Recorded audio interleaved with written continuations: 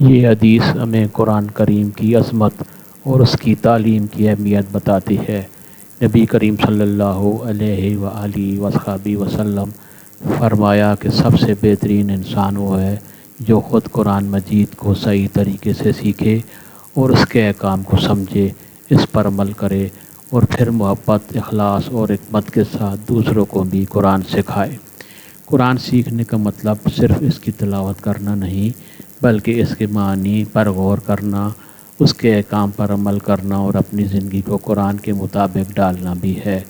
اس طرح دوسروں کو قرآن سکھانے میں بچوں، گھر والوں، دوسروں اور معاشرے کے تمام افراد کو قرآن کی تعلیم دینا اور انہیں اس کی طرح رغبت دلانا شامل ہے۔ یہ حدیث ہمیں یہ سبق دیتی ہے کہ قرآن سے مضبوط تعلق رکھنا اور آخرت دونوں میں کامیابی کا ذریعہ ہے۔ جو شخص قرآن کریم کو اپنی زندگی کا حصہ بناتا ہے، اللہ تعالیٰ اسے عزت، ہدایت اور اجر عظیم عطا فرماتا ہے۔